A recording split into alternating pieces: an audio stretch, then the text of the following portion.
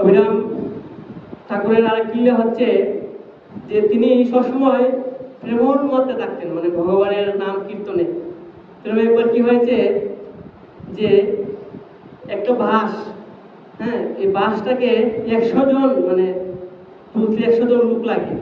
তো তিনি প্রেমের মত্ত হয়ে এই বাঁশটাকে তিনি এক হাত দিয়ে তুলে বাঁশির মতন ধারণ করে তিনি সেই মানে বাঁশ দিয়ে বাঁশি বাজিয়েছিলেন। হ্যাঁ, তো সেই লীলা থেকে মানে মানুষ তো মানে অবাক হয়ে গেছে কি। তো সেই বাঁশটা কি করেছেন, ওনার যে শ্রীপাঠ রয়েছে সেখানে এসে তিনি রোপণ করেছিলেন এবং সেখান থেকে এই বকুল গাছ হয়েছিল, বকুল গাছ। এই গাছটা গাছটা নাকি এখন আছে সেখানে, এবং প্রতিদিন বকুল ফুল এখানে মানে ফুটে, ফুল দেয় ভগবানের সেবার জন্য। এরকম লীলা। এবং আর লীলা হচ্ছে যে উনি যে শ্রীপাঠে থাকতেন সেই গাছটাকে একদিন কি করেছে, এই একজন কি নাম কৃষ্ণানন্দ বাবাজি, অবধূত বাবাজি, সে এই যে অভিরাম ঠাকুরের এত গুণ, এত মানে তার যে মহিমা, এটা দেখে সে ঈর্ষান্বিত হয়েছিল এই কৃষ্ণানন্দ অবধূত বাবাজি। তো কি করেছেন, তিনি তন্ত্র মন্ত্র দিয়ে এই গাছটাকে আগুনে জ্বালিয়ে পুড়িয়ে দিয়েছিলেন।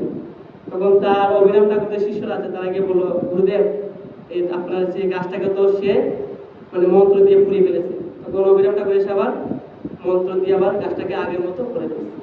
তখন এই কৃষ্ণানন্দ এবং অভিরাম ঠাকুরের মধ্যে তারা আমরা একটা তর্কাতর্কি হয়।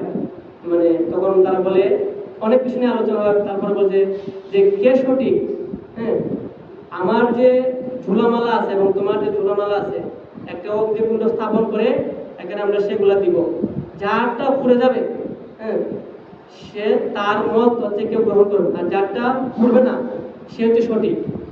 তো এরকম একটা অগ্নিকুণ্ড মানে জ্বালিয়ে কি করলো, অভিরাম ঠাকুরের যে মালা ছিল সেটা এখানে আগুনে দিল, এবং এই কৃষ্ণানন্দ অবধূতের মালা দিল, কিন্তু কি হলো, কৃষ্ণানন্দ এই যে অবধূতের মালা আগুনে পুড়ে গেছে, কিন্তু অভিরাম ঠাকুরের মালা পুড়ে নাই।